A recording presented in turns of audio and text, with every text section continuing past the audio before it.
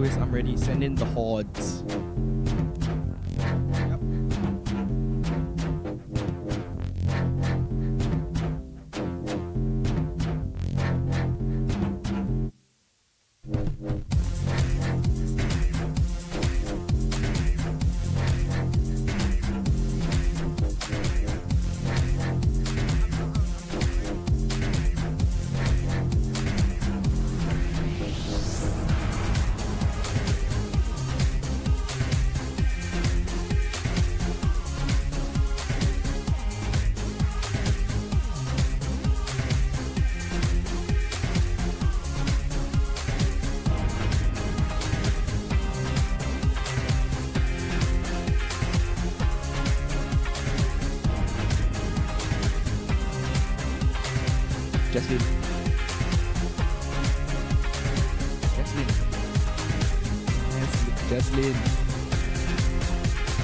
Jaslyn. Jess. Can we show the seating plan thing? Michelle, why are you telling me this?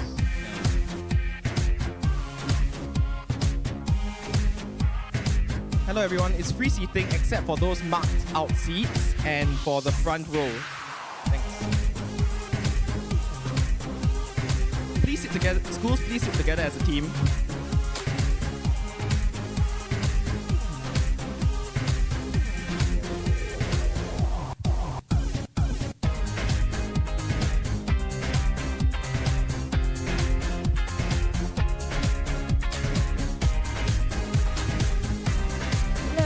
It's free seating except for the marked seats. Schools please sit together as teams.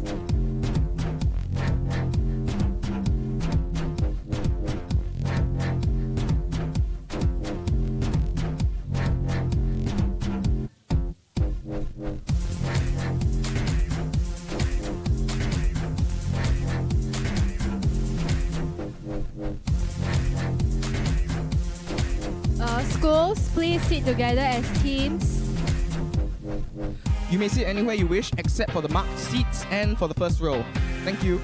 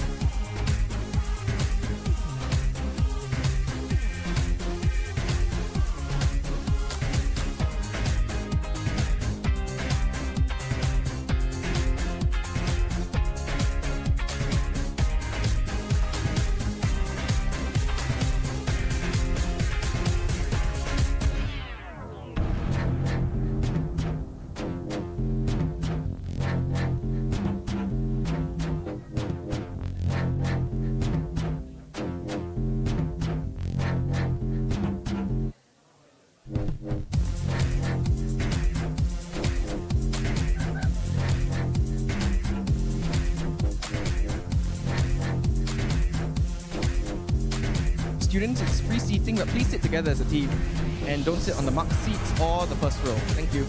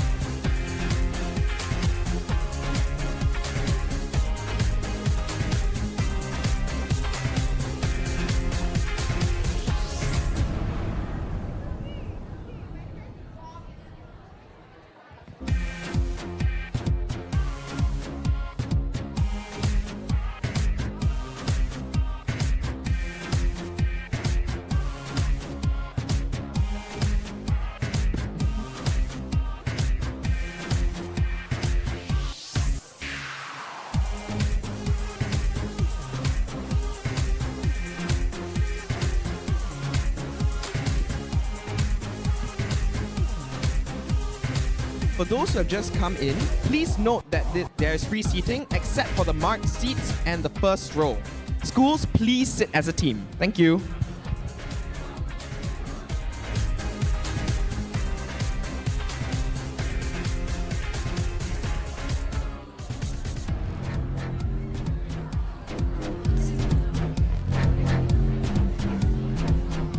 Test.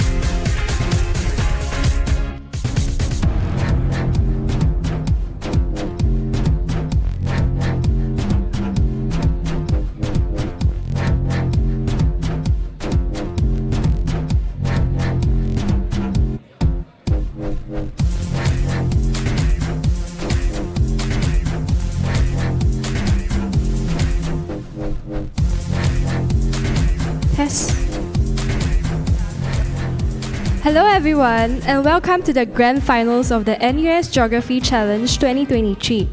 As we await the arrival of our guest of honor, please remain seated and ensure that all electronic devices are switched to silent mode. We have also prepared an e-program booklet detailing this evening's proceedings. You can access it by scanning the QR code displayed on the screen.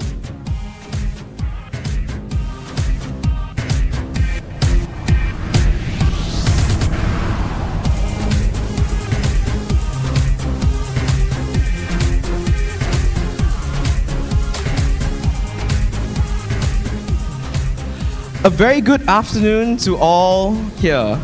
Welcome to the NUS Geography Challenge 2023. I'm Zach, and I'm so excited to be hosting this year's edition of the Geography Challenge alongside Joanna. So, how are you feeling about this year's Geography Challenge? I'm really looking forward to it. This year marks the 27th iteration of the Geography Challenge, and it's exciting to be here since this is the first fully physical Grand Finals with a live audience since the pandemic. Without further ado, let us welcome our guests of honor and other distinguished guests. Ladies and gentlemen, please rise to welcome our guest of honor, Dr. Leong Chi Chew, and distinguished guest, Professor David Taylor, Head of Department of NUS Geography.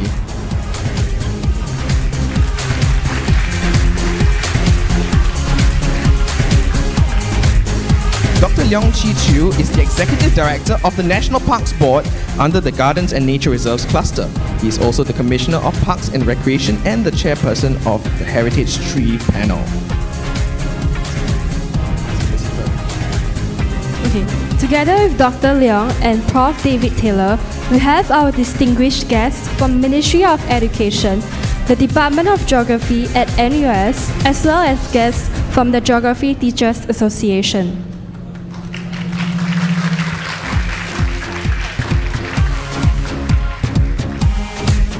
We have with us today Ms. Verily Baptiste-Jones, the Senior Assistant Director from the Humanities Branch of the Curriculum Planning and Development Division in the Ministry of Education.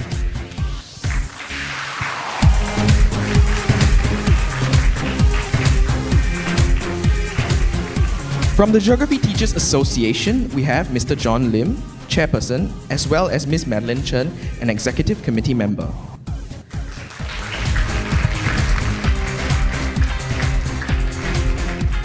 And next up, we have our judging panel, seated in the third row of the lecture theatre.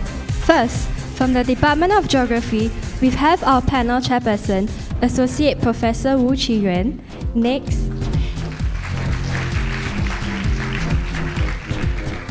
Next, we have Dr. Gopal Penny. Thirdly, we have Dr. Gretchen Hoffman. Lastly, we have our guest judge, Dr. Harvey Neo, a research fellow in the Lee Kuan Yew Center for Innovative Cities at Singapore University of Technology and Design. He leads the city's cluster research on the future of Asian cities. Let us put our hands together once again to welcome our guests of honor, distinguished guests, and panel of judges.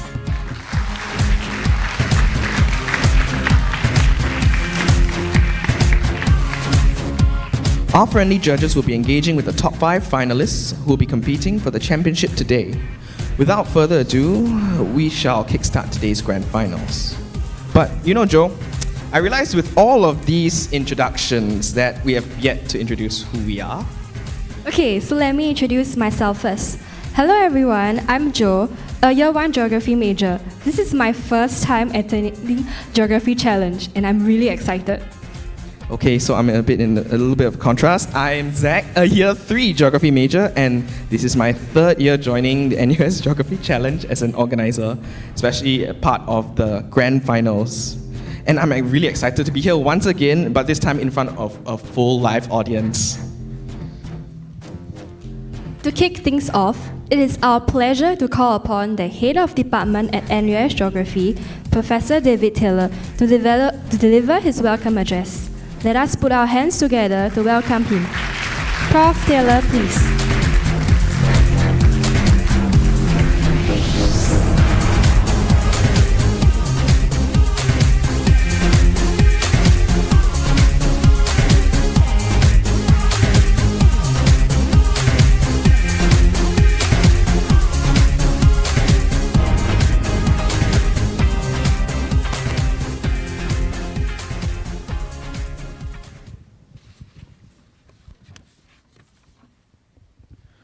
Wow, good evening everybody. Geography Challenge gets more and more like a rock concert every year. But it's great to see everybody here. On behalf of the staff and students in the Department of Geography, I'd like to welcome you all to the grand finals of this, the 27th NUS Geography Challenge 2023.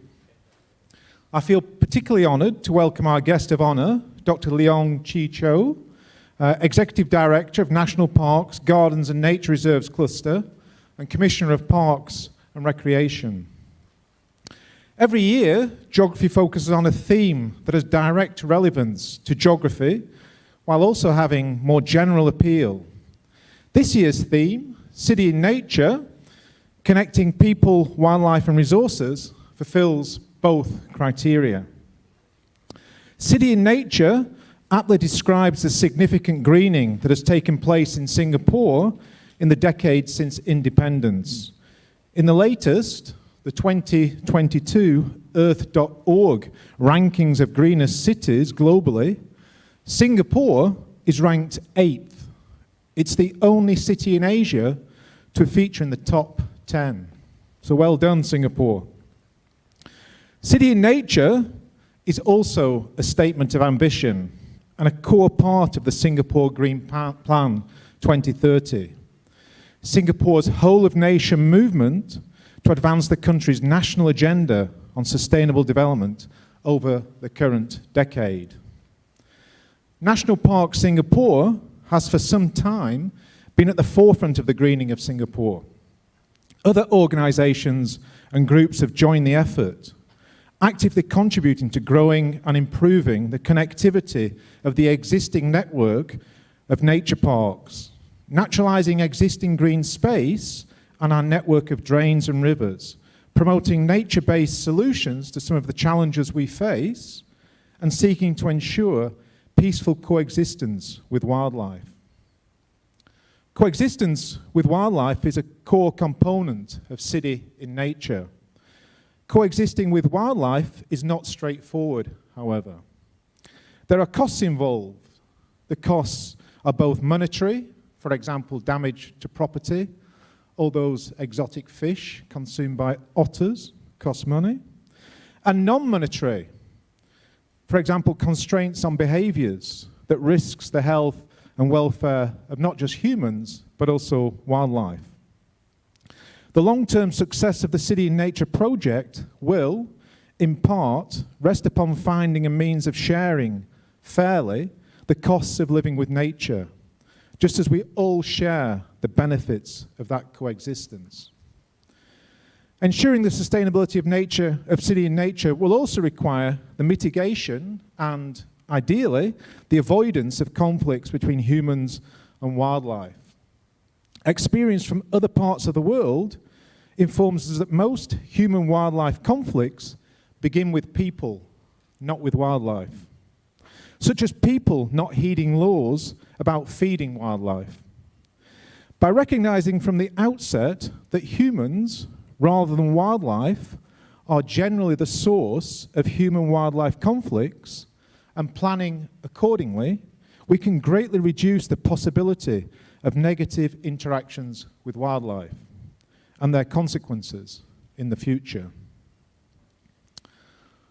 I'd like to end by saying a few words about organisation of this evening's event. The numbers of schools and students participating in Geography Challenge 2023 are up on recent years.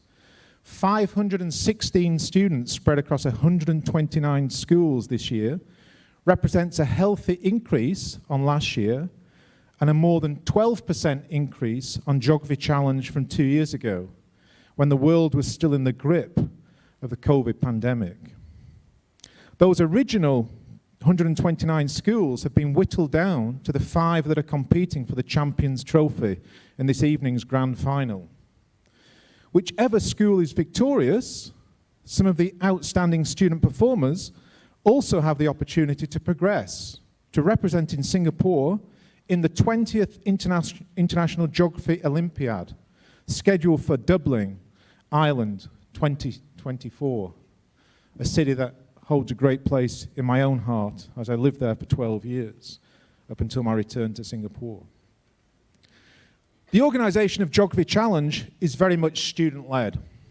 I am thus very grateful to the 57th Management Committee of NUS Geographical Society and its Geography Challenge Organising Committee, headed by Cheong Shi Min, for all their efforts in ensuring the success of Geography Challenge 2023. Increased participation by schools is, of course, to be celebrated, but also raises the pressure on the organisers. They do, however, seem to be coping admirably, though I am sure they will all sleep soundly tonight. Huge thanks are also due to my colleagues in the department, many of whom are seated here in front of me, and in particular Gretchen and Gopal, and the indefatigable TC and Chiwan. Thanks also to our external judge, Harvey Neo. Welcome back to NUS, Harvey. Harvey is, of course, also an expert on human nature interactions and relationships. We are all very grateful to the official sponsors, the Ministry of Education and Geography Teachers Association of Singapore, and the venue sponsor, the Urban Redevelopment Authority. Last, but certainly not least, I would like to thank all the schools for taking up the challenge of Geography Challenge 2023, including those not represented at this evening's final, and to everyone in attendance, either here in person or online. May the best team win. Most importantly, may we all have an enjoyable and memorable evening. Thank you all very, very much.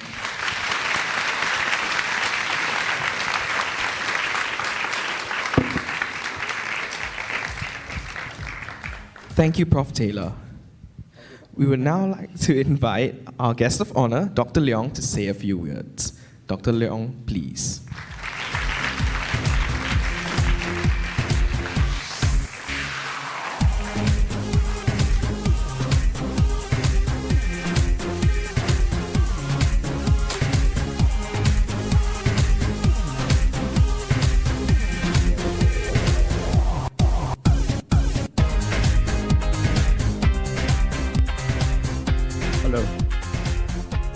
Good evening, everyone.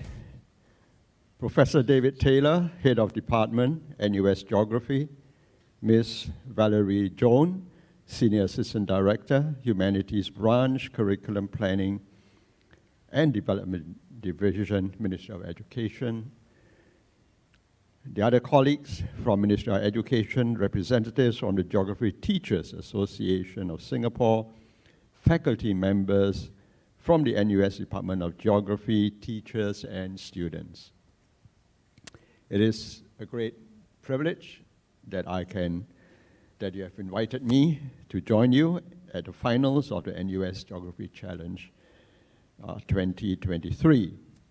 The theme of this year's challenge, City in Nature, Connecting People, Wildlife and Resources, is very appropriate. And I thank Professor Taylor for having given us a very, very insightful introduction of City in Nature.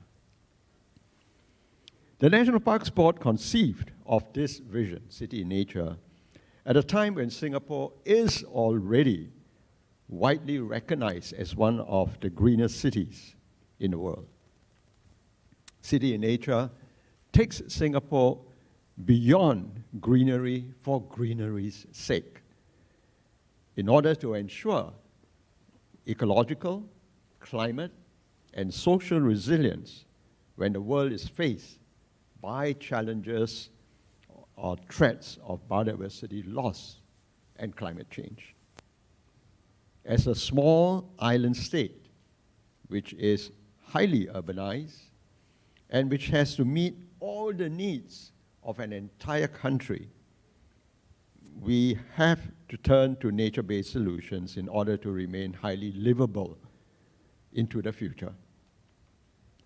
One of the main thrusts of City in Nature is to strengthen the conservation of our natural capital.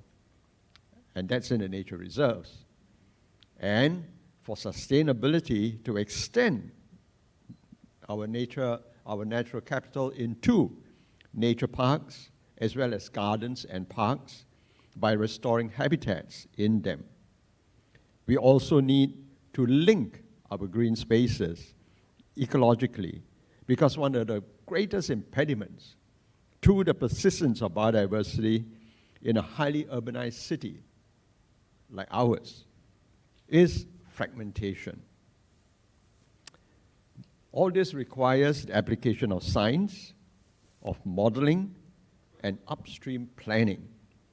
It's exciting work. Upstream planning is particularly exciting because we are right there at the table with the Urban Redevelopment Authority. But one of the most pleasing outcomes is that the results are not just ecological in benefit, but in the process, we also create many new recreational opportunities for the public. Another important factor for sustainability as a city in nature is community ownership and stewardship. And here I would like to say that you, the youth, hold tremendous hope as owners and stewards of a Singapore that will continue to balance development and the conservation of greenery and nature for a highly livable environment into the future. In all my engagements with youth, you who want to be able to do something to mitigate these threats of biodiversity loss and climate change. NParks has many programs which you will be able to find on our website.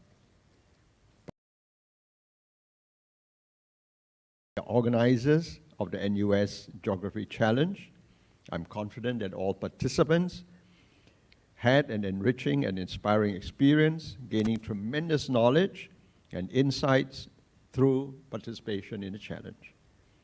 My congratulations to the finalists and also to all the students who have participated in this year's challenge. I wish you a very successful grand finals. Thank you. Thank you, Dr. Leong. Please remain on stage for the prize presentation. Now, let us acknowledge the efforts of each and every participant in Geography Challenge 2023. The competition has been fierce, and we commend every team for their hard work. The previous rounds have not been easy, and I know this because I marked some of your scripts. So I truly want to commend you, all of you, the participants, for your efforts thus far. We will now be presenting the prizes for the top performing student in the preliminary round individual component, the top performing team in the preliminary round team component, and the top performing team for the creative component. All right then. First and foremost, we have our top performing student in the individual component. We have Solomon Lim Jun Hui of NUS High School of Math and Science. Congratulations. Come on stage to receive your prize.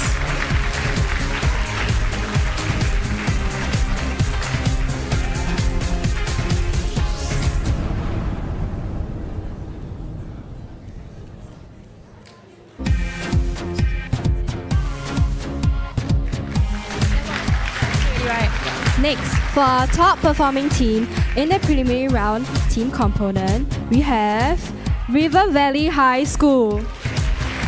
Can we invite Qing Yuhui Natalie, Carissa Yi Xuening, Lim En Qi, and Chuan Wanzhen Kevina on stage to receive a prize.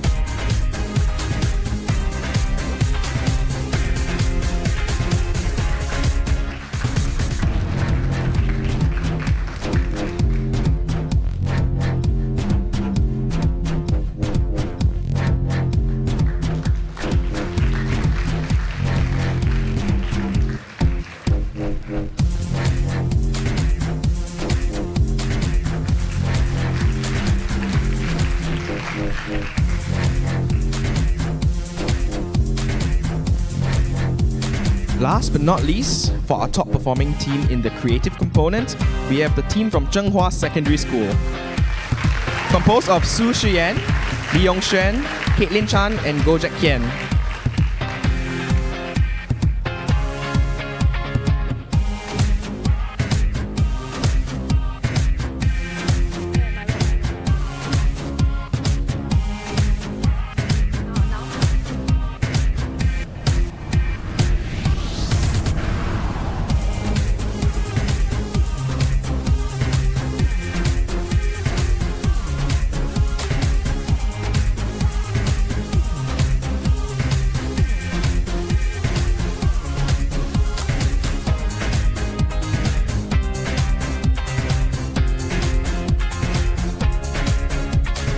Okay, now let us invite Prof. Taylor back on the stage to present Dr. Leong, our guest of honor, with a token of appreciation.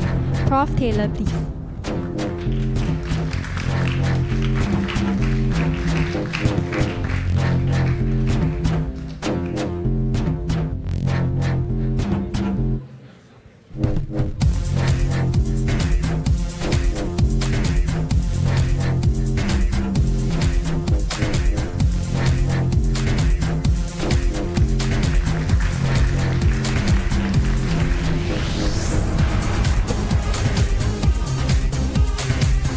Thank you, Dr. Leong and Prof. Taylor.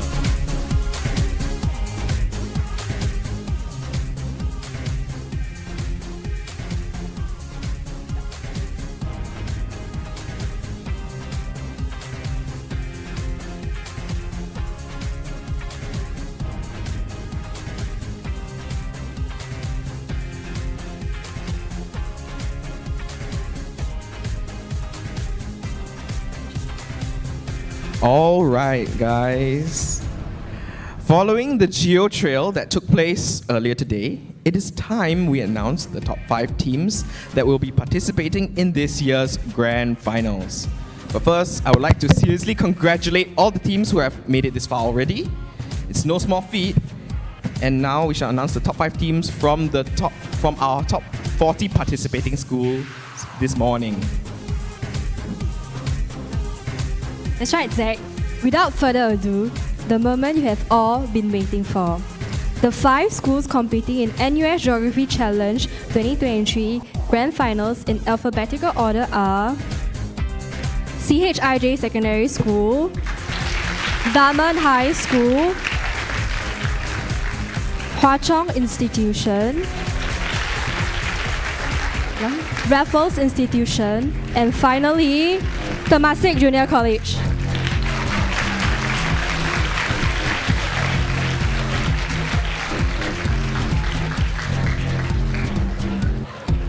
Congratulations to our finalists. This is an exciting lineup.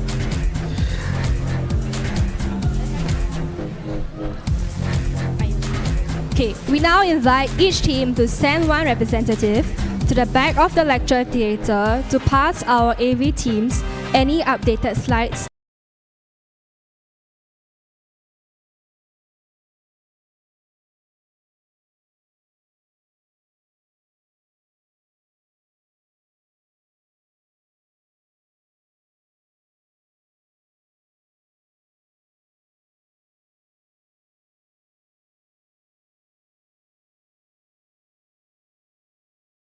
HMC, Eliana. Team leaders,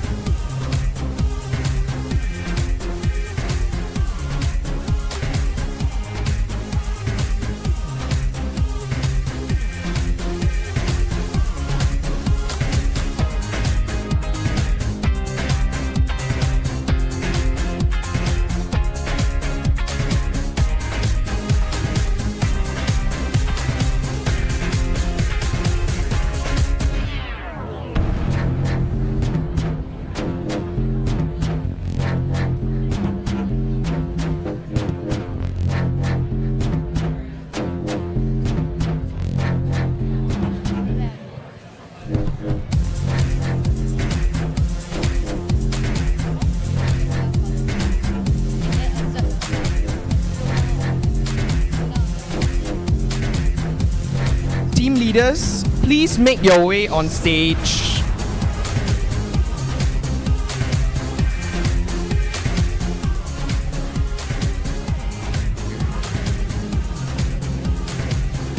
Teams, finalist teams, please send one representative back to the back of the lecture theatre to pass our AV team any updated slides that you may have and wish to use in the next round. Please follow our friendly usher chaperones to the back of the LT, and team leaders of the respective finalist teams, please make your way down to the stage. Thank you. We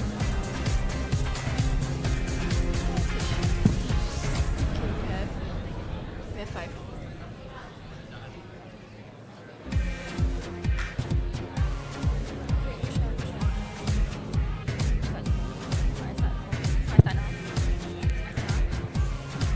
For today's grand finals, our 5 finalists will begin with round 1, where they will be giving us a presentation, followed by our judges' Q&A. Following that, we'll have a short audience participation segment.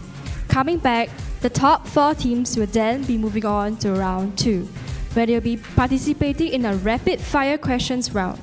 Lastly, our overall top 3 teams will then progress into round 3, the Jeopardy, to compete for the top spot. But before we start the competition proper, allow me to introduce the overall Geography Challenge theme, that is City in Nature, connecting people, wildlife, and resources.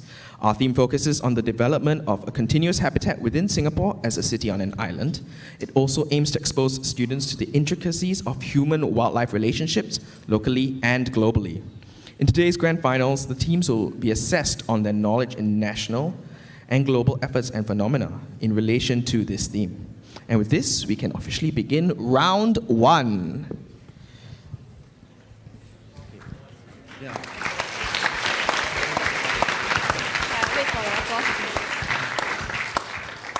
To kickstart, may we get our stage MC, Aliana, who is a Year 1 Geography major, to assist us in the drawing of lots. The leaders of each team are drawing lots by picking a slip of paper from a bowl containing numbers 1 to 5. This will determine the order of presentation, from first to last. Our top 5 teams will be giving a presentation on the green space that they have planned for the creative question during the preliminary round team component. Follow-up question from one of our friendly judges will then be posed to the respective teams, and they are expected to answer immediately. Teams will be graded based on both their presentation and responses to the judges' question. Now,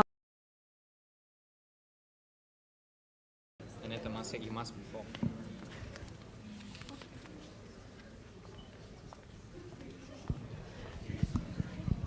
okay, now, Aliana, please let us know the sequence of presentation. All right, okay, looks like the teams have finished drawing the lots, and the team that will be going first is Dunman High School. Second, we have Raffles Institution. Going third, we'll have CHIG Secondary School. Fourth, we have Temasek Junior College. And last but not least, we will have Hwa Chong Institution.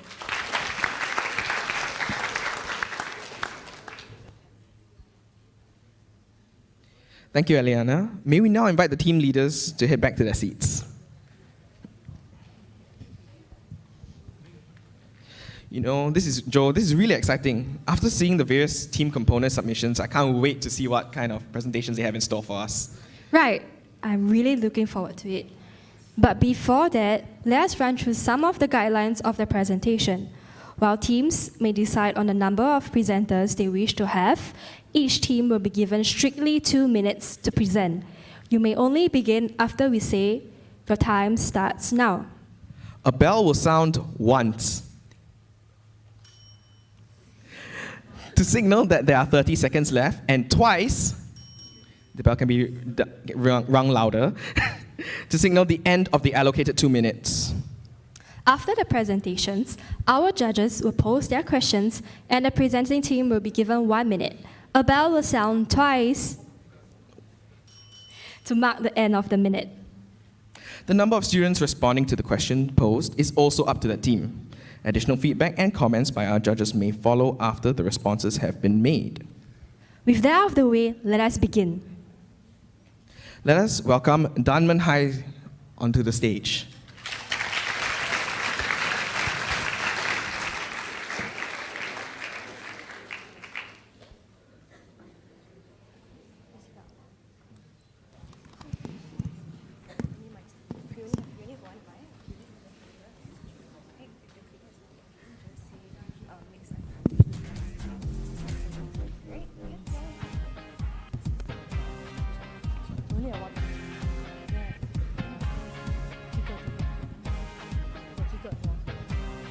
Y'all ready?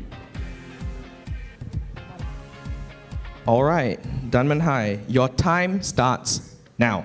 Clean and green at Ulu Pandan. For you, for your mind, For the otters nearby, Pollinator pathways. bees, breathe. butterflies. Be one with nature at Ulu Pandan. Good afternoon, everyone. We are Heather, Sijing, Julia, and Clemens from Dunman High School, and we will be introducing our design for the green space at Ulu Pandan. Starting with a brief overview, this is our design, aimed to connect people, natural biodiversity, and sustainable resources together through various special features. Not only do they each serve their own unique purposes, our features also work synergistically to enhance the livability and vibrancy of the neighborhood as a whole. In terms of well-being, our green space aims to cover the physical, social, and mental aspects. Residents across all generations may choose to utilize the forest playground made from recycled wood or the fitness corner to upkeep their physical health. Moreover, the presence of a therapeutic garden consisting of 4 different zones may appeal to the senses of visitors, allowing them to relax and connect with nature. In addition, the presence of an eco-community zone and community garden may also help to enhance the social well-being of residents as they are able to bond over the cultivation of crops in their neighborhood, fostering a kampong spirit while also enhancing the social cohesion among residents. Moving on, to be conducive to wildlife, the pollinator pathways that outline the area aim to connect green spaces like the nearby rail corridor by increasing the native flora and fauna to enhance biodiversity in the cityscape. The afforested habitats that consist of dense vegetation encourage the peaceful coexistence of humans and wildlife like the straw-headed bulbul while keeping temperatures low.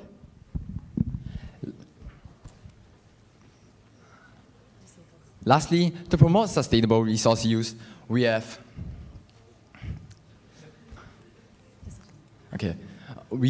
street lamps that are solar powered, a fitness corner to generate electricity as an eco-community zone.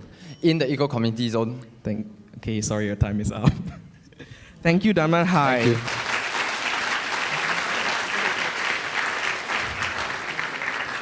you. May we now invite Dr. Harvey Neo to present his question to the team.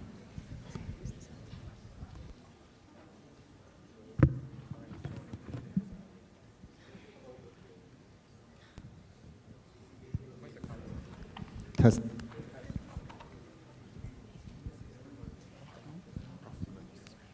Sorry, technical glitch. You have some sort of technical glitch earlier as well, so I'll cut you some slack. Your ideas are aplenty, and I think that's a strength and somewhat weakness as well. If I could ask you one word to signify the plan that you have, because you are doing a lot of things and everything. What is one word that can, illustrate or describe to people the very essence of the development that you're proposing? One word. Thank you, Dr. Neo. Students, your 1 minute to respond starts now. We think that we would choose holistic because not only it covers the human needs for recreational activities and social bonding, there is also a lot of areas for wildlife to thrive undisturbed. And also there are efforts to promote sustainable resource use and also encouraging the residents to take on more sustainable activities such as upcycling.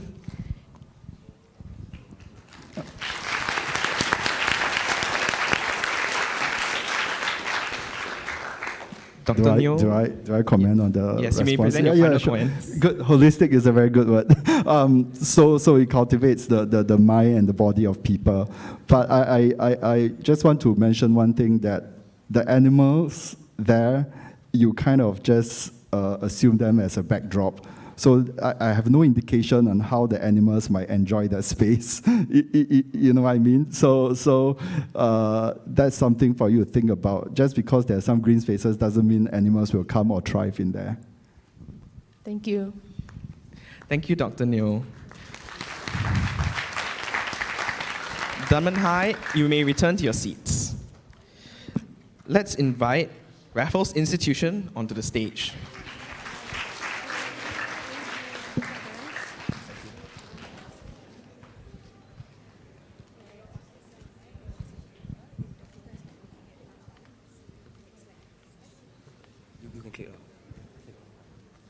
Are you all ready? Okay, Raffles Institution, your time starts now. Good afternoon, everyone. We are Raffles Institution, and we'd like to present on our design of the green space in Ulu Pandan. Our design centers around achieving environmental sustainability. What? Oh. Sorry, we are facing some slight technical difficulties. Please bear with us while we make the amendment. Thank you.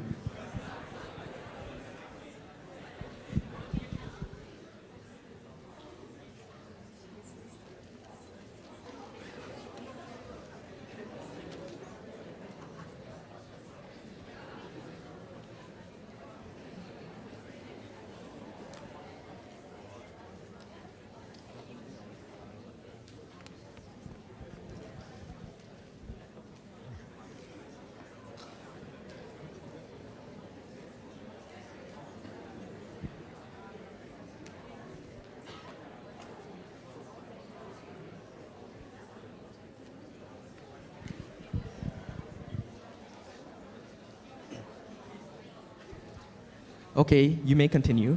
We shall restart your time.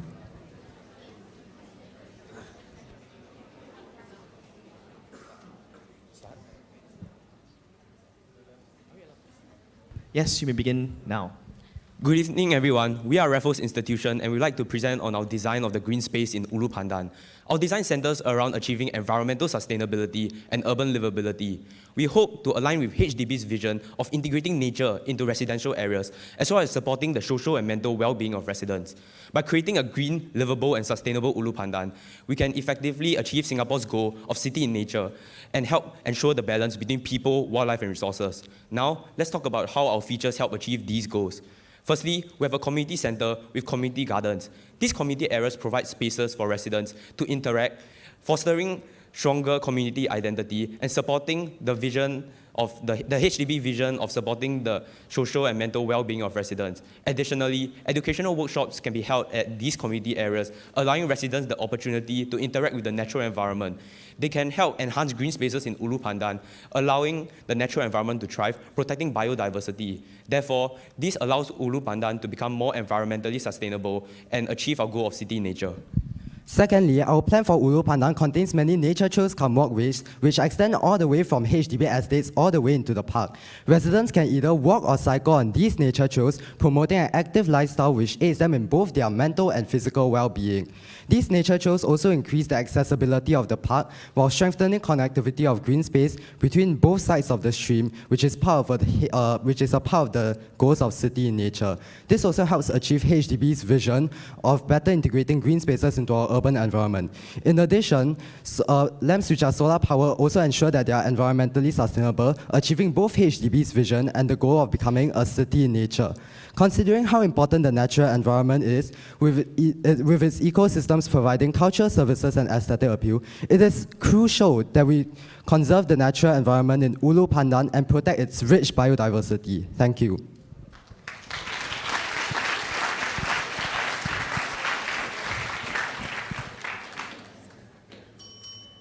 Thank you, Raffles Institution. Very timely presentation. May we now invite AP Woon to present his question to the team. Thanks, Raffles Institution, for your great presentation. So you covered many different aspects once again in your presentation. So you started off the presentation, right? We're talking about three different aspects, right, about people, wildlife, and resources. I wanted to know the connections between these various sort of like dimensions, especially I think in your subsequent sort of presentation, you didn't actually really talk about the wildlife dimension. So how do you ensure that, you know, people can coexist, you know, peacefully with wildlife, that you actually foresee flourishing in this particular sort of space? So can you elaborate more on this particular dimension? Thank you for your question. So in our green space, much of the area, the original secondary forest was actually conserved, so we did not touch it that much. So in that way, we have preserved and protected the original natural habitats of the wildlife there. And there was also some like added measures to protect the natural stream there, so as to protect the aquatic life. Moreover, we have integrated many walkways into the nature trails, into the park. So as such, humans can attempt to peacefully coexist with the wildlife that is there. And we have tried our best to not make them like conflict too much, so that the wildlife still have their original habitats that they can stay at, and they won't hopefully not infiltrate too much into the residential area or urban area of the residents. Thank you, students, for your response. Yeah, thanks very much for the very comprehensive answer. So I think you have considered various sort of aspects. But one thing I think we definitely should think much about is what kinds of interactions do we want to foster between humans and the sort of wildlife that we talk about. It's a kind of productive sort of interactions. Is it just watching them from afar? What sort of interactions are involved? I think it's a very important question to reflect upon. But thanks very much for the answer.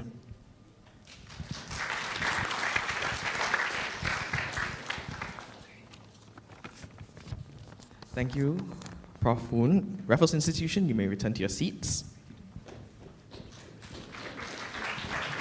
Good job, Alex. May we now invite CHIJ Secondary up on stage.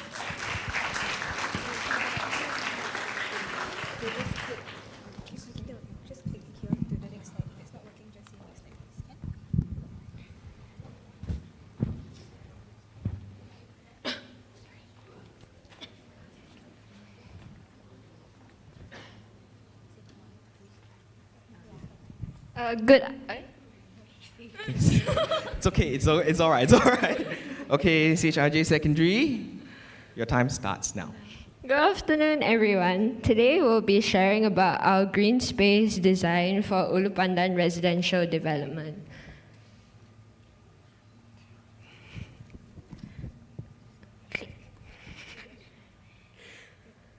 It includes a community garden which has a therapeutic trail and terrace rain gardens, as well as a green corridor with the incorporation of a water feature, green networks, a linear park, and solar panels for renewable energy.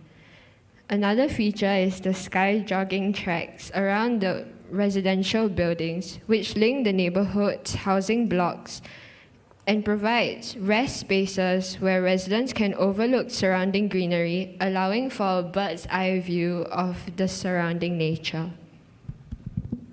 So how does our proposal address HDB's vision for Ulu Pandan's residential development?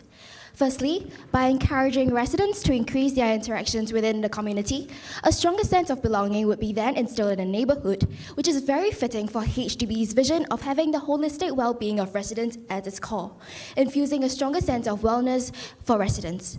For instance, we have the community garden, which is a communal space for residents to interact, as well as 3 generational facilities for residents, regardless of age bond, to form fond memories, instilling the kampong spirit in Ulu Pandan.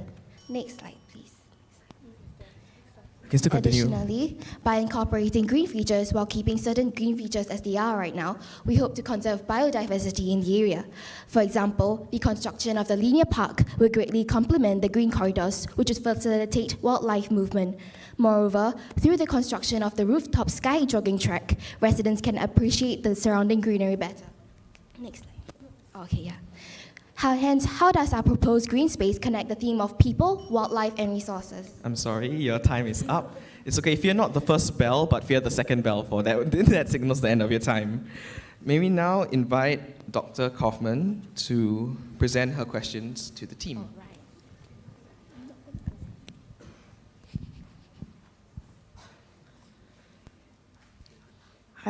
Hi there. I have a question on how would you monitor and evaluate the success of your Ulu Pandan green space design, ensuring a deep and authentic connection between people, wildlife, and nature, our natural resources, and the transformation of a city and nature? How would you guys monitor and evaluate your plan?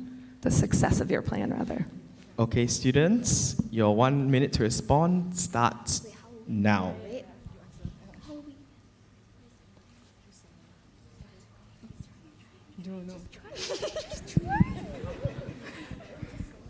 The government could conduct surveys every half yearly for the next 10 years So this could mirror something like the Singapore Sustainability Plan, which would then enable the government to better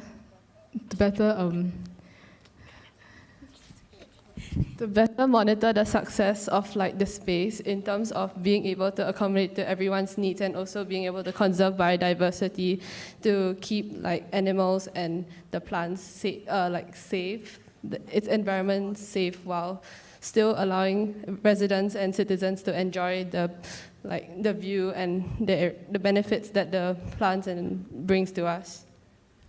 Moreover, we could also check about the well-being of the wildlife residing. Sorry, your time is up. It's okay. Well thought through answer is always important.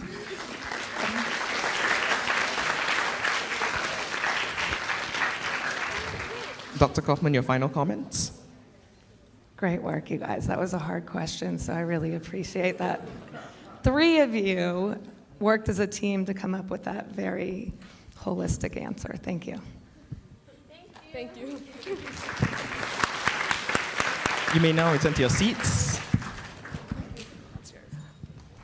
May we invite Temasek Junior College on stage?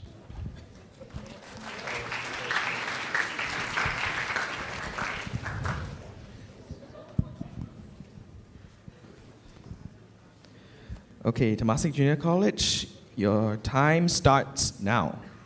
Good afternoon. We are from Temasek Junior College, and today we'll be sharing our green design on Ulu Pandan. Our slogan for our design is Living Spaces, Breathing Places, as our design incorporates the idea of a quality living space for residents, while breathing places suggest the harmony between humans and nature. We decided to preserve the screw pine trees in Ulu Pandan as they hold historical value. To connect livability and nature, we will elaborate on the transformation of Ulu Pandan into a lively green space.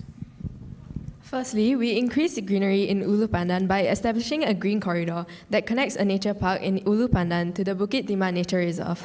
This expands the habitats of the native species while attracting keystone species. The Ulu Pandan Canal will be restored and its bank reforested. Reforestation helps flood control by slowing down water running into the river and acting as natural filters, creating a cleaner river. Restoration also increases the river's channel capacity. Furthermore, biophilic design of buildings will reduce heat absorbed by the building as plants absorb and reflect insolation, all while reducing urban heat island effect. Next slide, thanks. We aspire for Ulu Pandan to become a compact city with mixed land use. As such, we have designed coexisting living and working spaces to create social cohesiveness, with HDB blocks built on top of community centers in which sports and food facilities promote healthy living and hawker culture. Following a sponge city approach, HDB rooftops will become community gardens that intercept water, reducing runoff while crops produced drive us closer to the 30 by 30 goal while bonding communities over a common hobby. Besides this, offices will be built on top of a bus interchange on top of an MRT station, providing accessible car-lit transport options. Solar panels will be installed across the rooftop of office buildings to produce energy for offices. This compact city approach increases convenience through agglomeration of facilities and services. Combining sustainability, urban livability, and citizens' well-being will incorporate solar panels on the roofs that are connected to power grid. Thank you for that interesting presentation.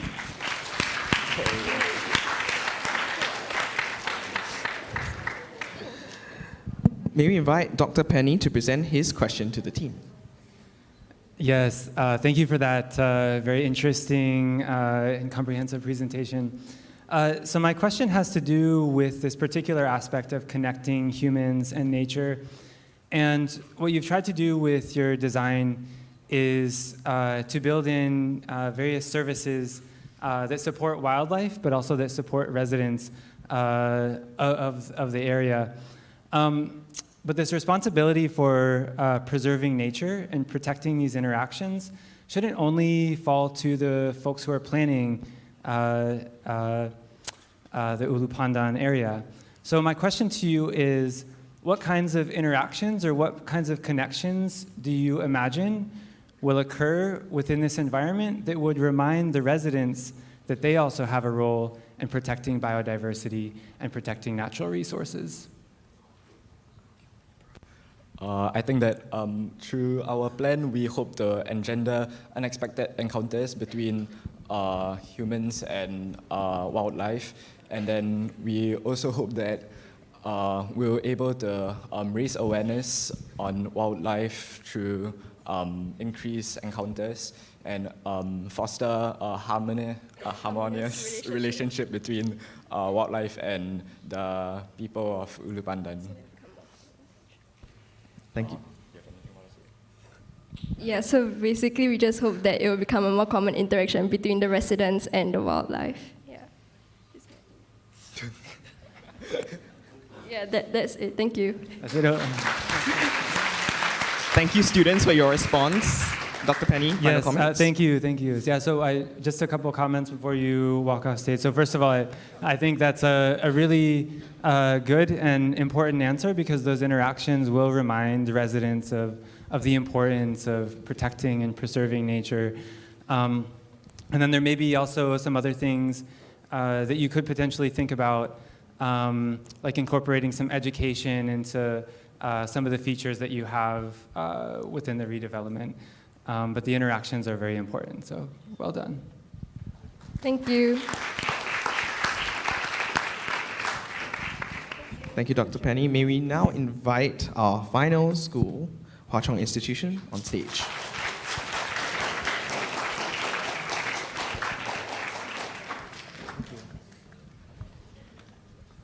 Okay, Hwa Chong Institution, your time starts now. Thank you. A very good afternoon to distinguished guests and students. So we are from Hwa Chong Institution, and today I'll be sharing with you about our group's proposal for Ulu Pandan. Next slide, please. Yeah. So this is just a sketch on what our project. This is a rough sketch of our green space in Ulu Pandan. Next slide, please. And this is a bullet point list on the features of our green space, and I'll be zooming in onto each of them. Next slide, please. So first, I'll be talking more about how our plans impacts on people, wildlife, and resources. And the main idea behind it is that we know creatures are being affected by Singapore's development, and we do not want to affect their habitat any further. So we would mostly construct around the wildlife and also incorporate nature into the environment and our urban space. And next slide, please. So this is just one of our features, a cafe where we could serve people food, but what sets this cafe apart is that we have a high-tech farm on the next level, so that first it could serve as a part of educating the people on the green revolution, and it could also serve as a way to supply food for the cafe and reduce virtual water. So next slide, please.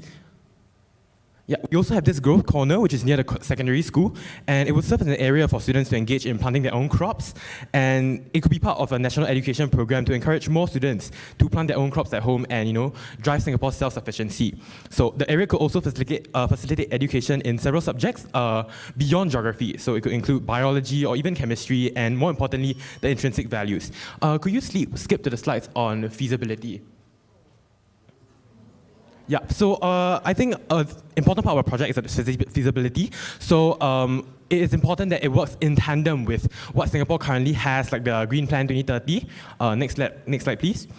And one way we could minimize the negative impacts is to just take the time so that the wildlife can adapt to these changes along with us. Yeah, thank you.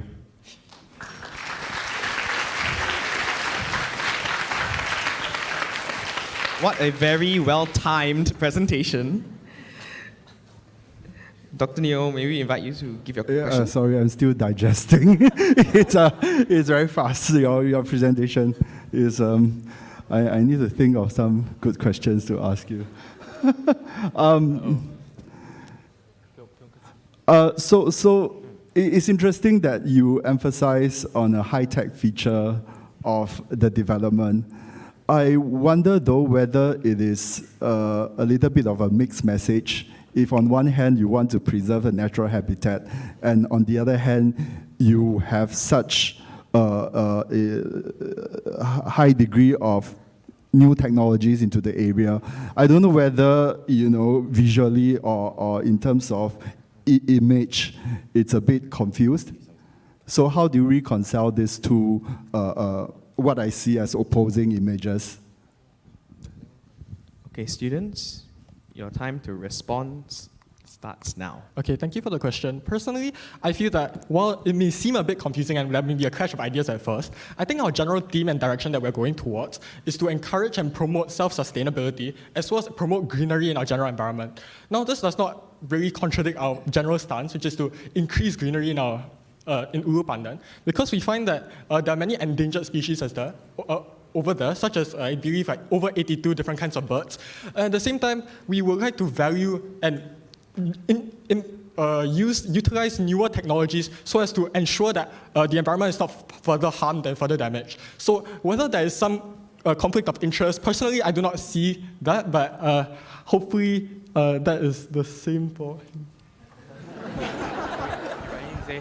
In my opinion, I also think that it is a worthy sacrifice, because public education and public involvement has a very, very large part to play in this integration between nature and our people. Yeah. Wow. Another very well-timed response. Thank you. This is a very comprehensive response. Actually, how I would answer my own question would to say that there's no contradiction at all. Virtual reality nowadays, if a species is extinct, the environment is extinct, the next best thing we can do is to recreate it virtually. So I see this as the future and a necessary future as well. Thank you.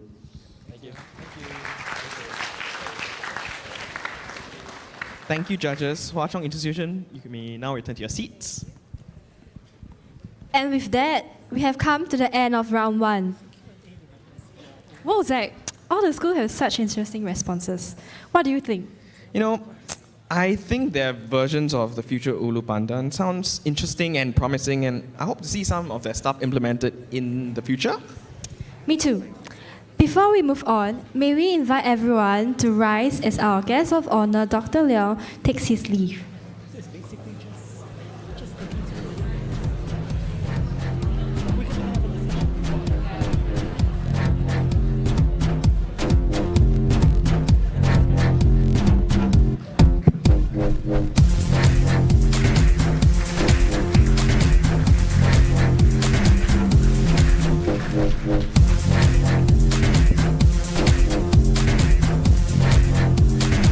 Ladies and gentlemen, please be seated.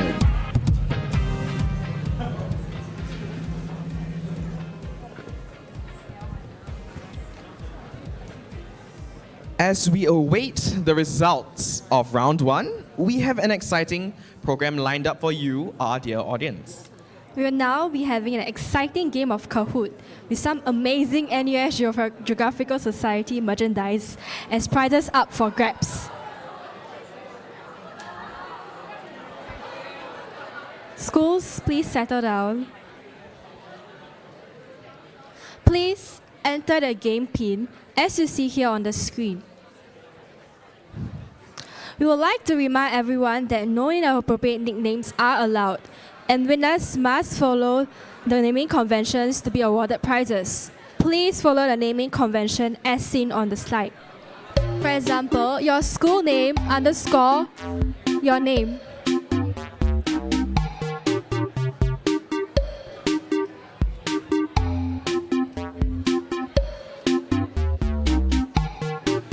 Remember, students, what we have up for grabs is limited edition NUS Geographical Society merch.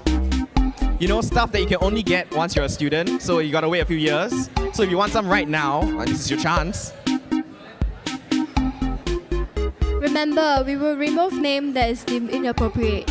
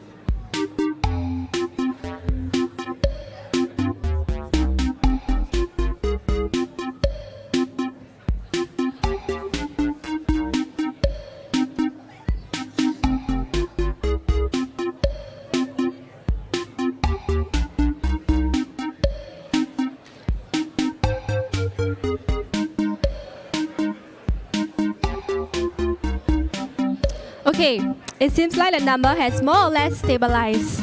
So, are you guys ready? Let us begin.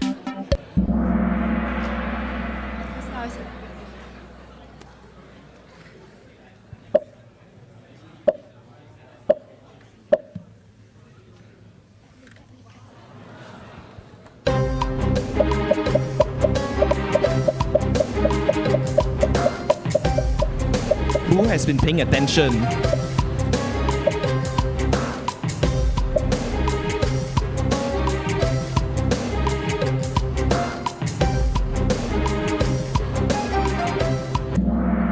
Oh, everyone's been paying attention.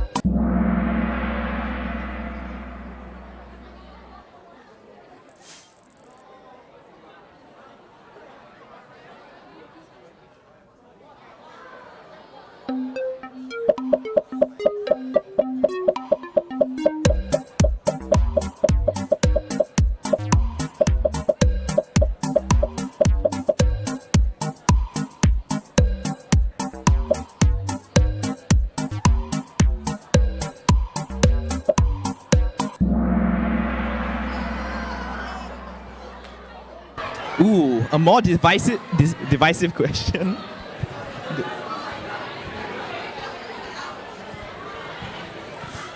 Keep up with the good work, guys.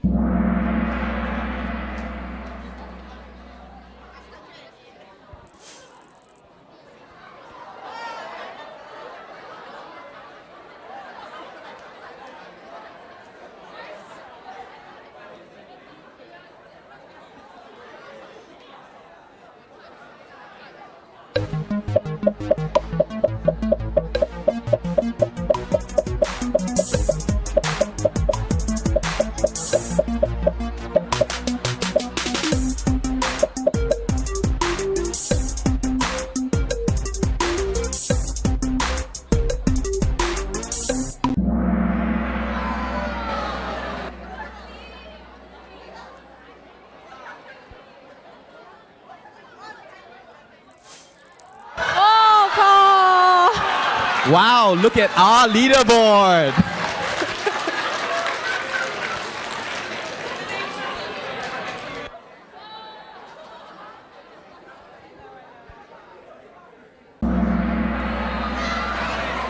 I'm not sure how, but yes. Oh, Prof!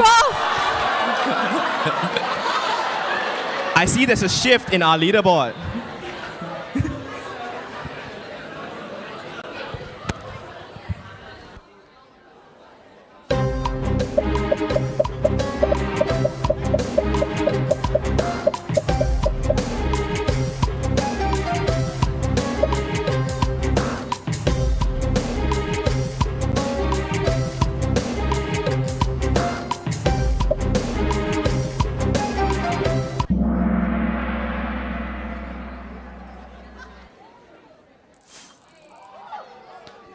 Ooh, seems like Ian is still our top scorer.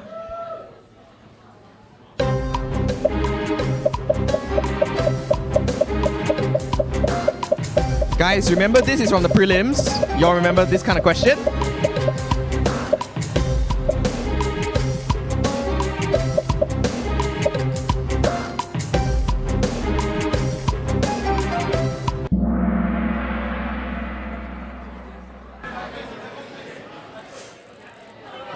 Okay, we still have our leader. Congrats. But it seems Kavina has caught up.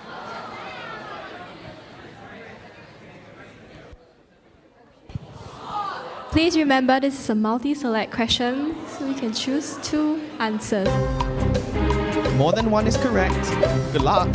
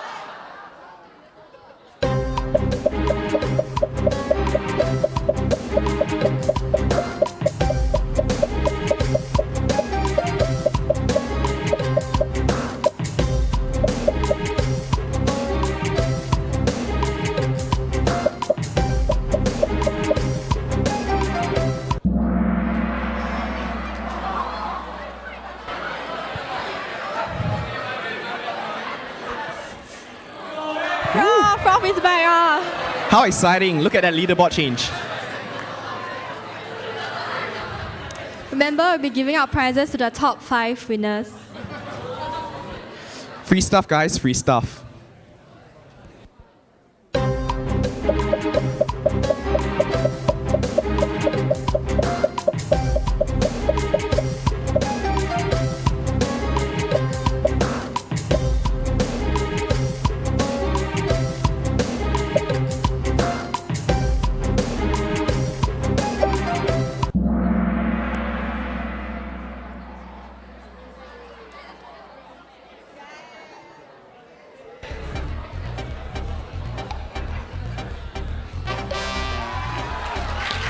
Ooh, congratulations. What a win. Woo!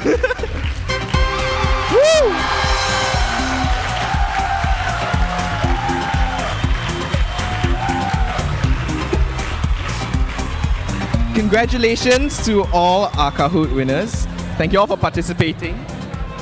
Students, if you didn't realize already, the questions were related to what you saw in the prelims, right? And GeoTrail, unless y'all weren't paying attention. So, for all our Kahoot winners, please meet us at the front of the stage after the event to verify and receive your prizes. So students, this is those who won, it's your one chance to get NUS Geographical Society merchandise. For our second place winner, it's okay, there's always more, we always take more chances to get NUS Geography merch.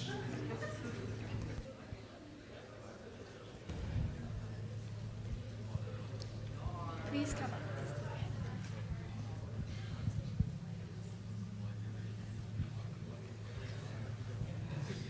So,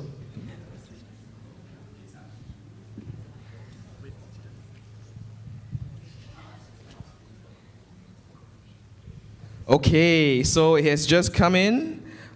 Our score masters have finished tabulating the scores from round 1. So I think it's quite suspenseful. So what do you think, Joe? Should we tell them? I think you should make them less stressed. I think they're all very stressed right now. Okay, so in no particular order, we have Dunman High School.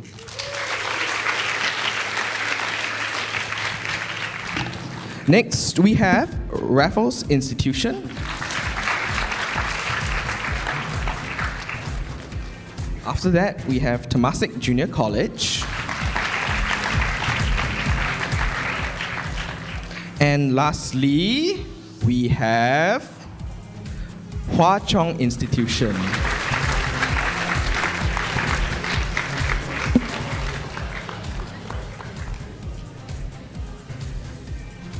May we now invite our top 4 schools back up onto the stage.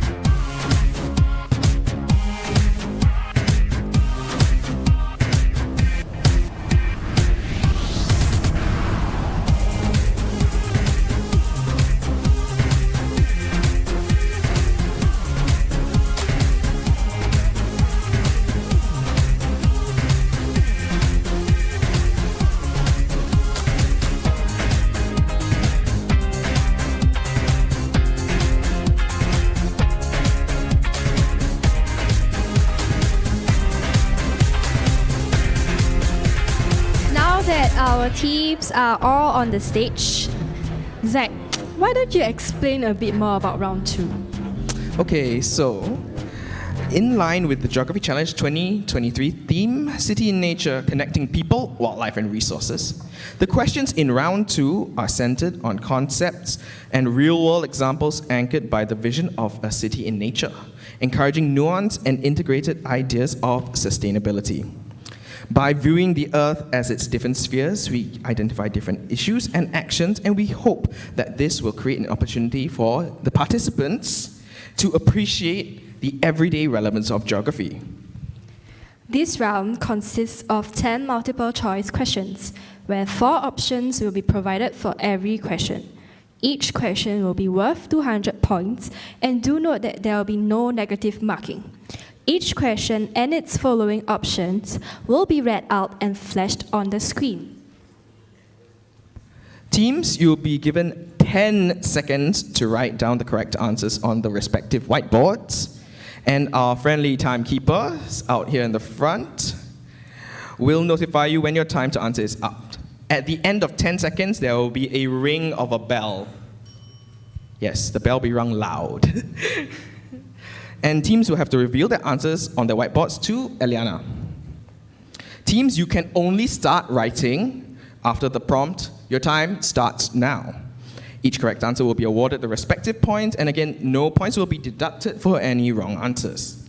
Teams, please make sure that the answers written on your whiteboards are large and legible, and teams who exceed the time given will not have their answers considered. Here is the example of the question. And this is the answer. So teams, do you have any questions? If you do, please direct them to our friendly MC, Eliana. So no questions. All right, looks like they're ready to go. We will now begin with round 2.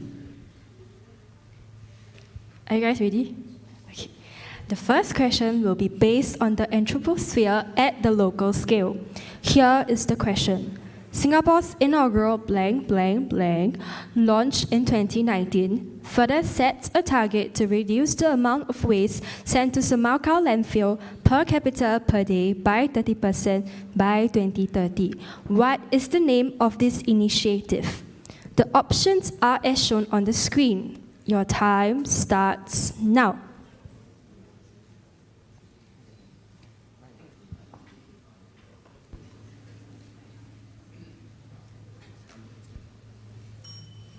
Your time is up. Please stop writing and reveal your answers. Ooh. Nice even split. All right. For question 1, the answer is D, Zero Waste Master Plan. So, Hwa Chong Institution and Raffles Institution, no points will be awarded to these 2 teams. Good job to Daman High School and Temasek JC. 200 points will be awarded to you guys. Okay, thank you, Liana. To further elaborate on the answer, the amount of waste disposed in Singapore has increased 7-fold over the last 40 years.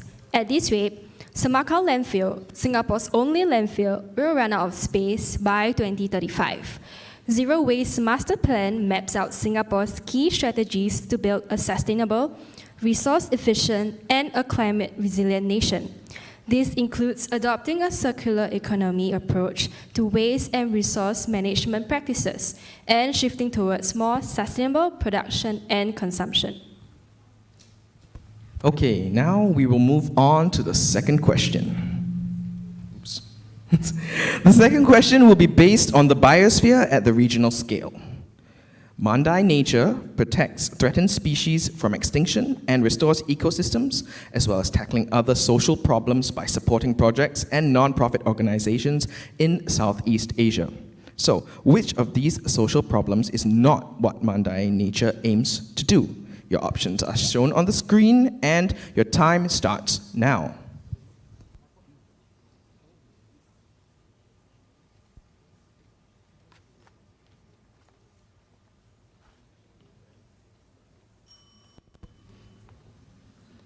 Your time is up. Please reveal your answers.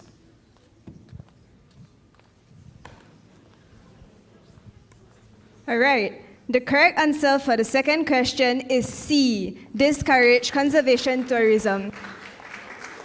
Hwa Chong Institution, no points for you. The other three teams, Dunman High, Raffles Institution, and Temasek JC, 200 points for all three teams. Thank you, Eliana. So to further elaborate, Mandai nature focuses on reversing and slowing species loss, protecting and restoring ecosystems and habitats, as well as engaging and benefiting local communities. Mandai nature is also an advocate for conservation tourism in the region. They aim to contribute to the conservation of biodiversity while sustaining the well-being of local communities by encouraging investments in conservation tourism within Southeast Asia. Now, teams, we shall move on to question 3. The third question will be based on the hydrosphere at the global scale. Here is the question. Blank is a climate pattern that occurs irregularly at 2 to 7 years intervals, which describes the unusual warming of surface waters in the eastern tropical Pacific Ocean. This phenomenon affects ocean temperatures, the speed and the strength of ocean currents, the productivity of coastal fisheries, and local weather from Australia to South America and beyond. The options are as shown on the screen. Your time starts now.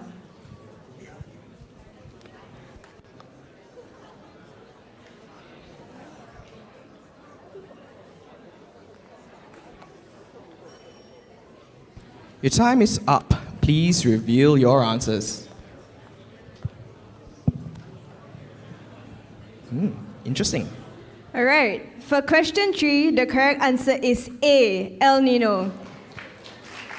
So Dunman High, Temasek Junior College, and Hwa Chong Institution, all of you will be awarded 200 points for this question. Unfortunately, your answer is incorrect, Raffles Institution. No points will be awarded. Thank you, Eliana. To further elaborate on the answer, El Niño also affects our weather conditions, resulting in severe droughts and floods, which affects production of crops and the livelihoods of many. El Niño thus exacerbates the effect of climate change, and it can be devastating, especially for developing countries with limited resources. On the other side of the Pacific, El Niño brings additional rain to the otherwise semi-arid regions, such as California, boosting agricultural output. All right, let's move on to our fourth question. This question will be based on the lithosphere at the regional scale. And the question is, deforestation means intentional clearing of forested land. This action aims to make more space for agriculture or construction. Not only does it destroy the biodiversity and local landscape, it may also result in soil erosion. Which of the following is not a common effect of soil erosion? Your options are shown on the screen, and your time starts now.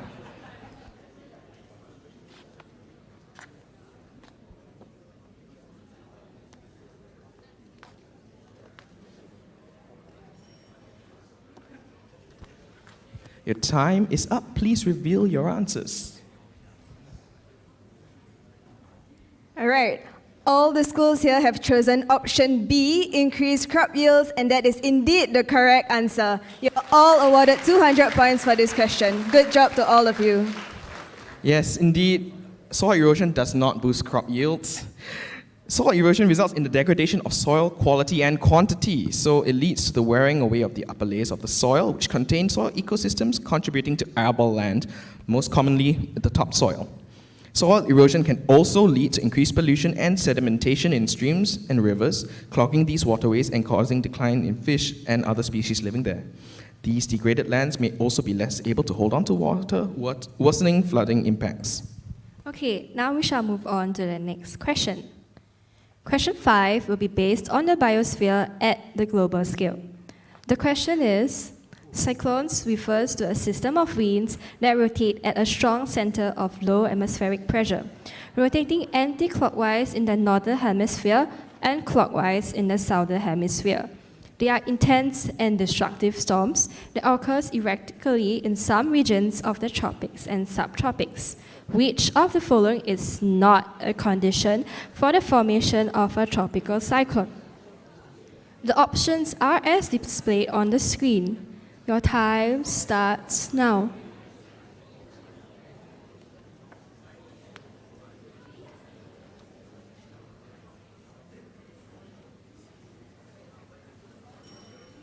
Your time is up. Please reveal your answers.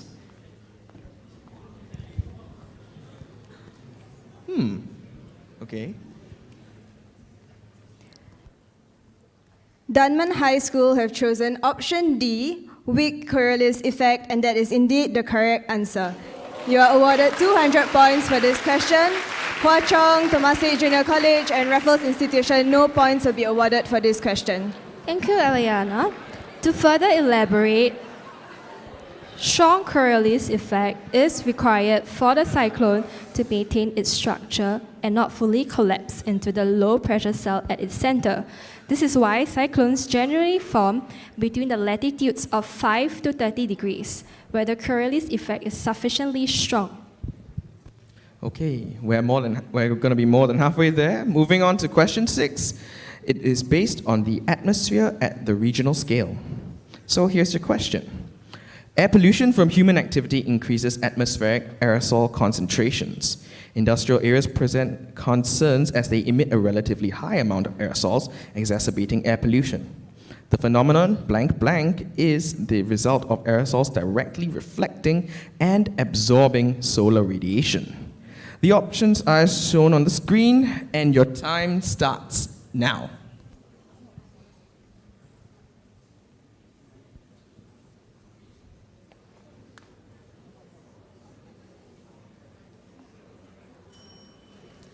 Your time is up. Please stop writing and reveal your answers. Hwa Chong Institution and Dunman High School have chosen option C, global dimming, and that is the correct answer. 200 points will be awarded to both teams. Raffles Institution and Temasek Junior College, no points will be awarded for this round. You know, honestly, I'm impressed. That was a pretty hard question. To further elaborate, global dimming leads to a decrease in the amount of sunlight reaching Earth's surface. This leads to temperatures dropping around the globe, which can reduce evaporation rates of water, affecting the hydrological cycle. This may result in droughts and can lead to a loss of marine wildlife who depend on higher temperatures for survival. Now, let us move on to question 7. The question will be based on the anthroposphere at the local scale. The question is, amidst our growing urban population, short-term disruptions to our food supply, such as COVID-19, and long-term trends such as climate change, Singapore's food security is being threatened.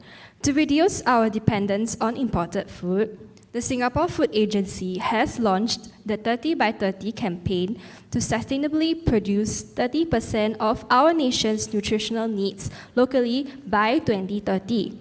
Which of the following options will not advance our 30 by 30 target? The options are as displayed on the screen. Your time starts now.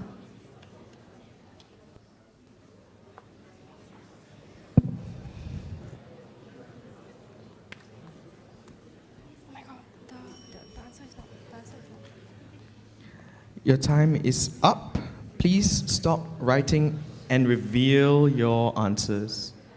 All schools have chosen option A as their answer, and that is unfortunately the incorrect answer.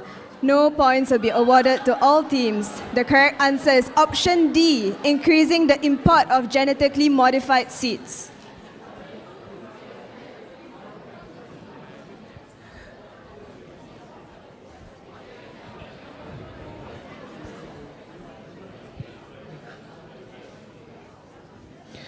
The correct answer is D, increasing the import of genetically modified seeds. The Singapore Food Agency has launched this campaign to sustainably produce more of our food and nutritional needs. So it is using genetically modified seeds to increase crop yields and produce more food.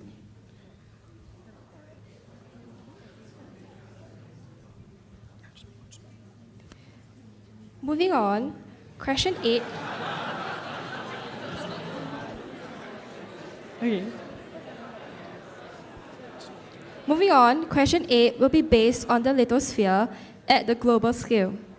The question is, land degradation may reduce the sustainability and resilience of the local ecosystem. Therefore, the United Nations has announced the program blank, blank, blank in 2015 to restore the terrestrial ecosystems and its ecological services. The options are as displayed on the screen. Your time starts now.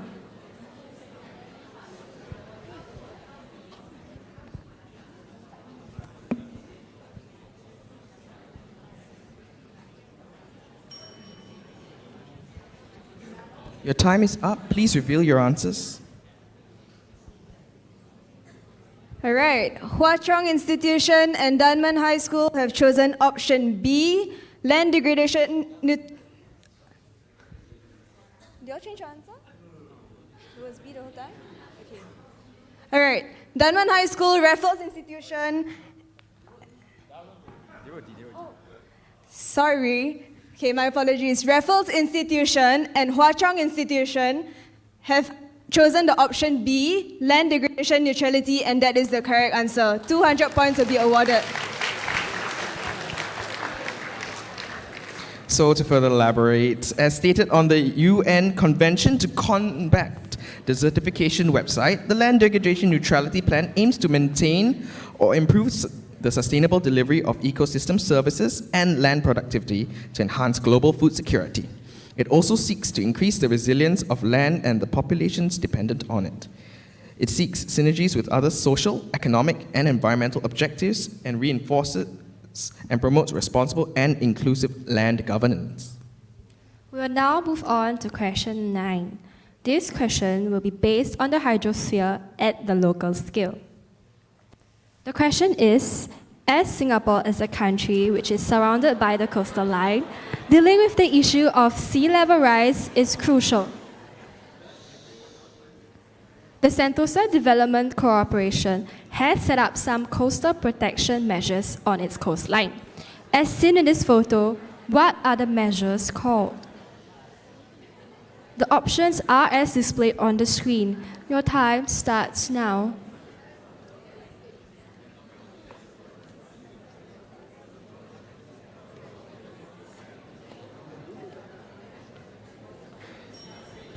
Your time is up. Please reveal your answers.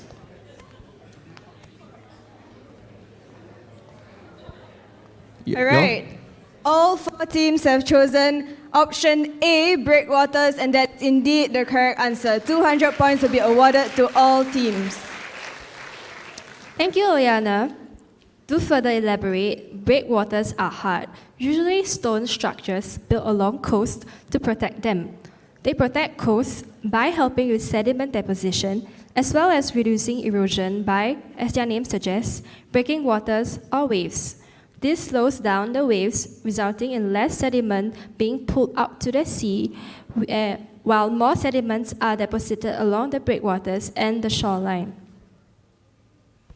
Okay, so now we'll move on to our final question for this round.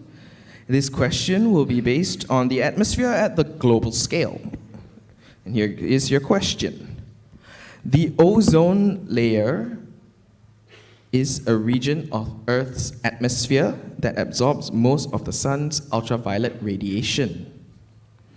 As a result of our extensive usage of harmful gases, especially prior to the 21st century, we have damaged and destroyed a large amount of ozone molecules, eradicating the ozone much more quickly than it can be replaced. Additionally, some regions like Australia bear the impacts of the ozone layer depletion, such as increased skin cancer rates, more than others. So, what global alliance has Australia entered in order to protect the ozone layer? Your options are shown on the screen, and your time starts now.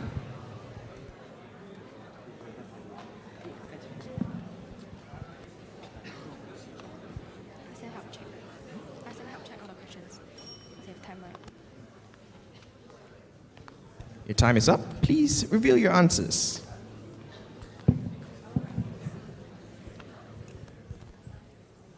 All right, Raffles Institution has selected the option C, Montreal Protocol, and that is the correct answer for this question.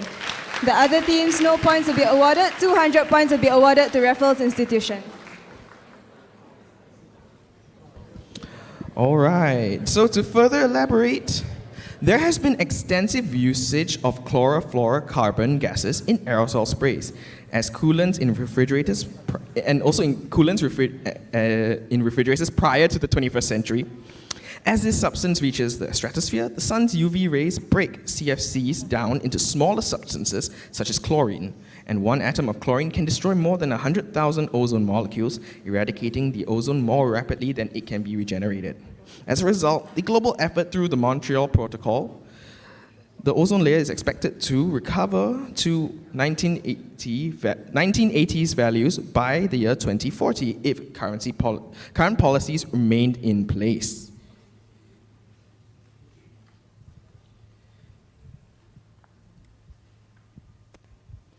And with that, we have come to the end of... Okay, I'm sorry, I just heard from our score masters that we have a tiebreaker. Ooh. Exciting. It's really exciting. We Tiebreaker. haven't seen them in years. The tiebreaker will be among 3 schools.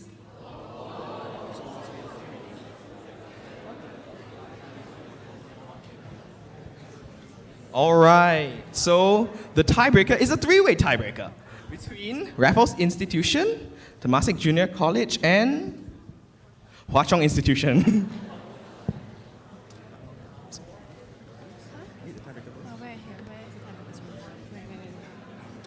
Okay. So, guys, for the tiebreaker, For the rest of the schools, the fastest team to answer. for the 3 schools taking part in the tiebreaker, we will have a little face-off here. So, here's a simplified version of the rules. The first team to hit the buzzer will have 5 seconds to answer the question before the opportunity is passed to the next player. So if you hit the buzzer first and answer correctly, of course, yes, you'll get the points. But if you answer incorrectly, then it will proceed on to the next player. And since we have a 3-way tie, it will pass on to the next team. We will follow the order in which y'all hit the buzzer. We will hand... Okay, sorry, we won't use the buzzer. You gotta raise your hands. Our buzzers are with our timekeepers. We still need to time this. Okay, so representatives. Teams, please select your representatives.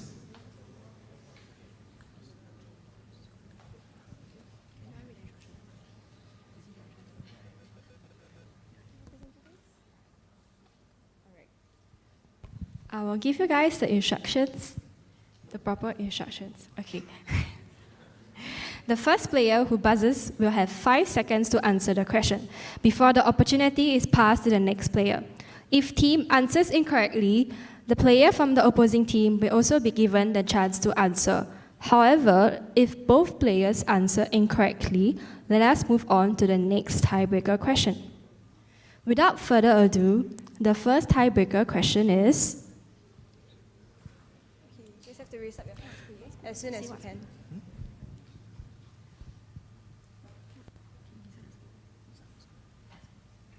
Okay, so the first school to answer. Eliana will, where I say go, you raise your hands. Don't worry, our impartial judge will decide, impartial judge Eliana will decide which of you have raised your hands the fastest. So, on my mark, 1, 2, 3. Okay. Temasek Junior College, your answer is? A. That is unfortunately the incorrect answer. So who's our next school? What was your answer? C. C, bottom perch, that is also the incorrect answer. B. B. B, degrowth. That is the correct answer.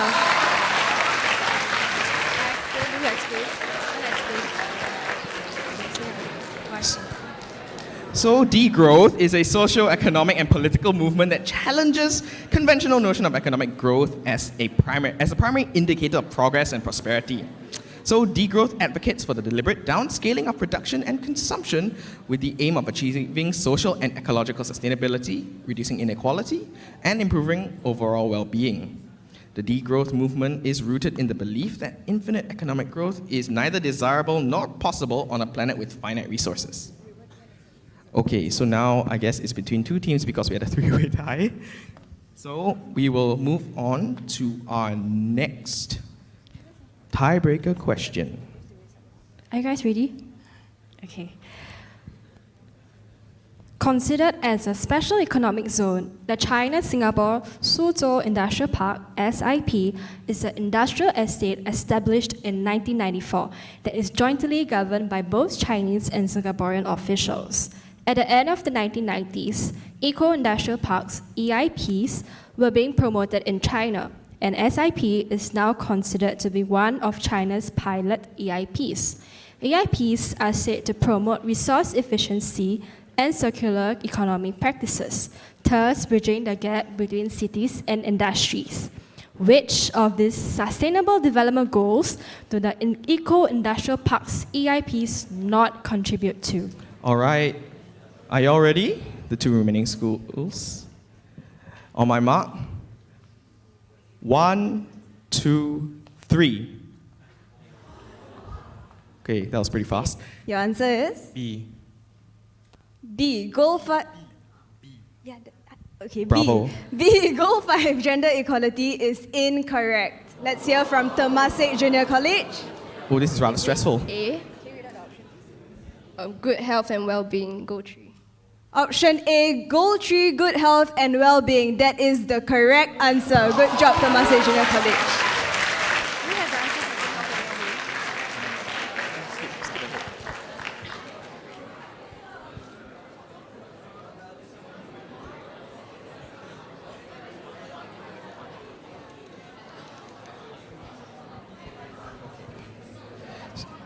So,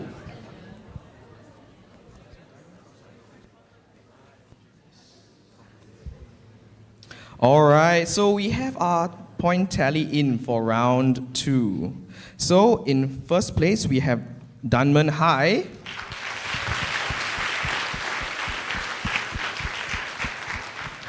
With a score of 1,400. And in joint second, moving on into our final round, we have Raffles Institution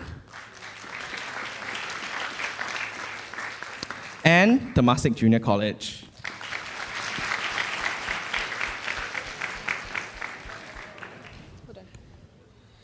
May we please invite Hwa Chong Institution to follow your chaperones back to your seat. It's okay, congratulations on making it this far. Honestly, it's really good. Please do not feel demoralized. You have all done incredibly well to make it through top 4. It's no small feat. Yeah, this was honestly no small feat. It's really an achievement that you made it this far. All questions are really quite tough. Now that everyone has settled down, I shall now introduce our last and final round, Jeopardy! Being the final competitive segment, round 3 will be the most challenging, asking questions not solely limited to this year's theme of City in Nature, but from geography as a whole. Furthermore, it seeks to raise the level of thrill and competitiveness through a game show format, Jeopardy! That's Jeopardy with a G. Clever, isn't it? The 3 teams will be tested not only on their geographical knowledge, but also their strategy and familiarity with their strengths and weaknesses.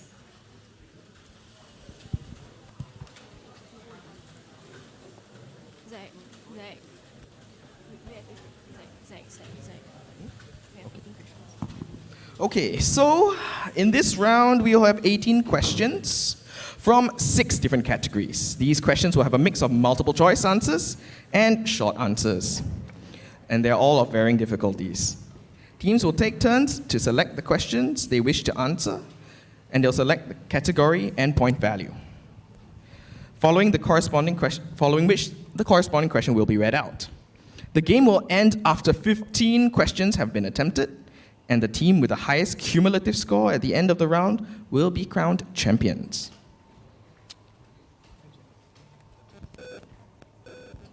Teams will take turns to select the question they wish to attempt.